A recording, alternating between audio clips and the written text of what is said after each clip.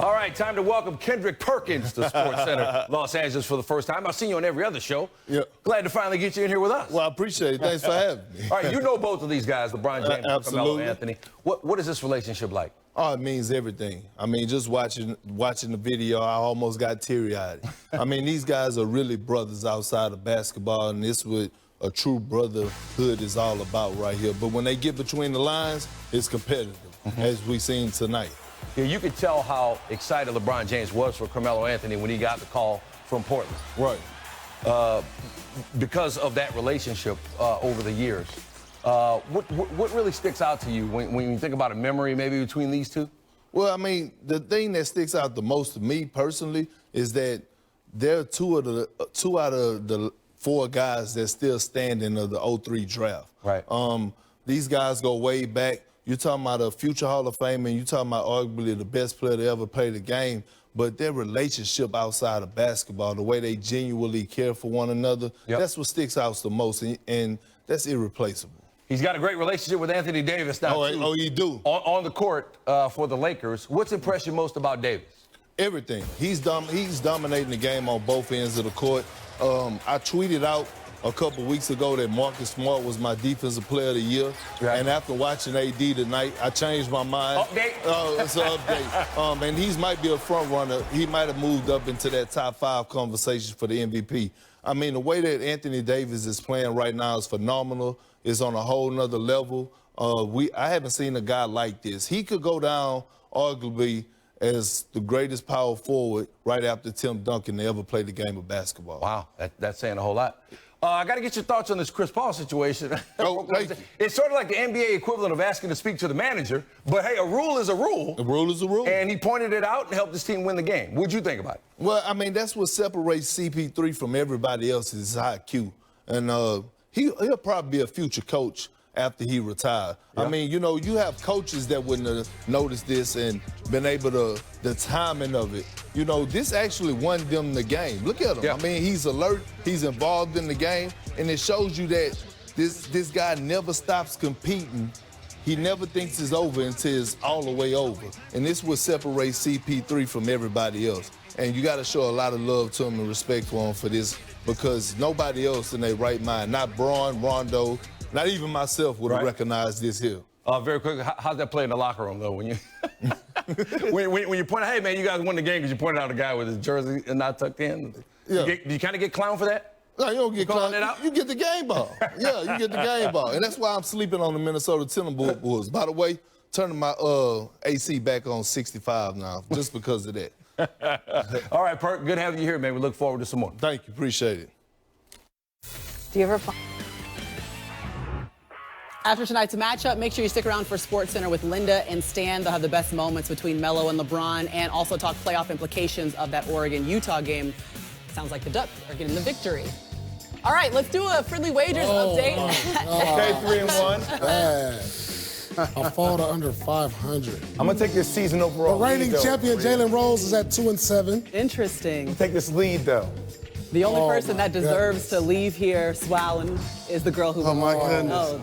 I finally figured you out, and it only took 3 friendly wagers. Go against him every single time. That's bad. Okay, I'll tell you who you don't want to go against right now. It's the Lakers, 77-62. We do have some news to report, though. Rodney Hood, remember we saw him going down in that first half. It is confirmed a torn Achilles in his left leg, so you hate to see that, especially for the Trailblazers who've been dealing with injuries repeatedly. But we also know that right now the Lakers are putting on a show, and it didn't seem to matter who was in the game. LeBron is leading the league in assists, and he's been able to do that continually. Yeah, the Lakers have 16 assists, and LeBron just makes everybody great around him. Just easy passes right over the top. The vision is one of the things that is so overrated about his game. I know he leads the league in assists, but all these passes are delivered right in the pocket, ready for shots. I mean, little passes like that, right over the top, boom, easy play.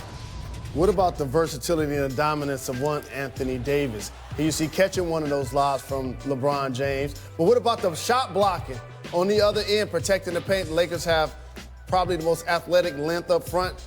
How about this? The lefty corner 3, Paul Pierce knocking it down. LeBron lead the league. All it down. Paul, is Dame more likely to win a Grammy or a title? You know what? If he doesn't get any help soon, It's Grammy time, baby.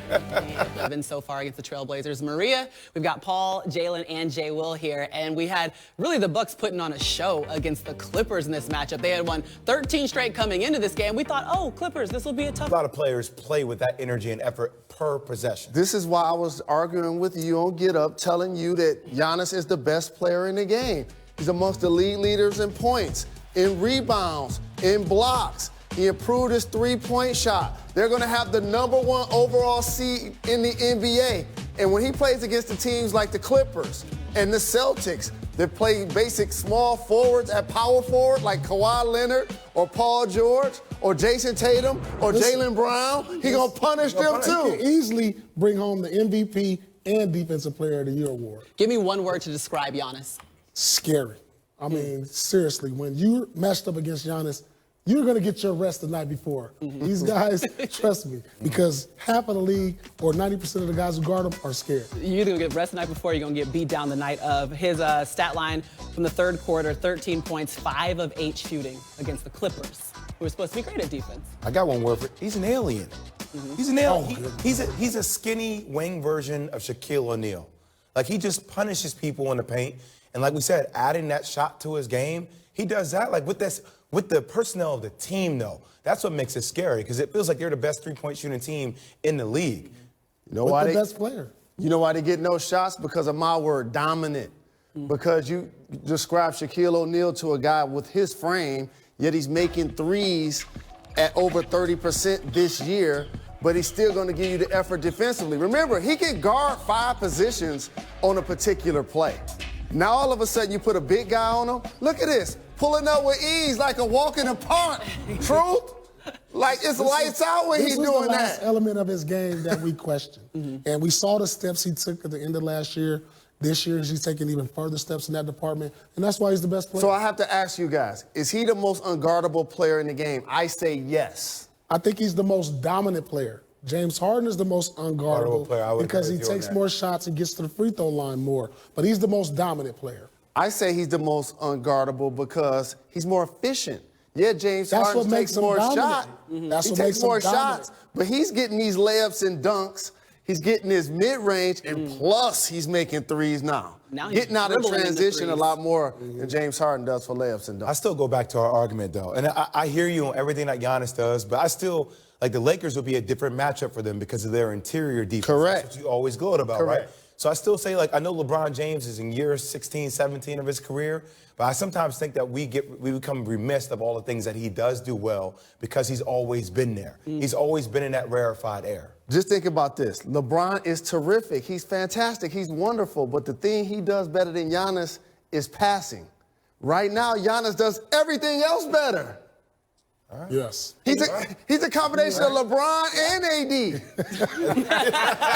And that's scary. That's exactly what you mean. That's scary. That's scary. We're going to see LeBron taking on the Trailblazers in the second half of our doubleheader. Waiting for the Nuggets and the Celtics to tip it off. You got the Joker coming your way, shooting 45% from the field after shooting at 51% from the field last season. Guys will chime in on that later on Countdown. But obviously, the biggest news of the day in the NBA came from our Adrian Wojnarowski. As the Knicks have fired David Fizdale as their head coach, the firing came 25 days after the Knicks held an impromptu post-game presser regarding the Knicks' support for Fizdale. So let's walk through the firing and the latest with the Knicks, which is already having a rough season. Following the loss to the Cavs on November 10th, President Steve Mills and GM Scott Perry held a news conference talking about their disappointment in the team. It has not improved much since then, though. The Knicks are currently 4-18. That's the worst record in the East and tied for the worst start through 22 games in franchise history. Yeah, nobody likes that. And the last couple of games have been especially tough for New York. The Knicks have lost by a combined 81 points over the last 2 games. That's their worst point differential over any 2-game span in team history. And because we're talking Knicks history and how bad it is, guess who had to come into the studio? He was waiting to have dinner. Now he's here with us, Stephen A. Smith. That's it. Can I just say something, though? You had so much fun with the Cowboys loss, and you laughed, and you wanted them to stay together, and then you were ready to have your dinner. You were ready to spend time with your family. And then your team, the Knicks, willed you back into the studio. Well, see, that's because the head coach has been fired. There's no surprise. There's no surprise because I was on a high because the Dallas Cowboys lost, and as a result, their fans across the world are absolutely miserable, which makes my day. And then I reminded that there's something worse than the Cowboys, and that's the New York Knicks, who are absolutely god-awful. We understand that. Yes. They got rid of David Fizdale. He was a coach that, from what I'm told, wanted out. It was frustrating him, the entire situation. A 21-83 record can frustrate you. There is no doubt about that. He's been awful. But people that are willing to stop there, and the New York Knicks organization has an abundance of people that are willing to do that. I'm not letting anybody off the hook. You accumulate this roster. Their mentality was bringing a bunch of forwards because you're going to need a multitude of dudes to play on that front court. You need veterans to help season the young guys, et cetera, et cetera. But in the same breath, they want to say that they supported David Fizdale. I would find that more believable if David Fizdale was playing Kevin Knox. I would find that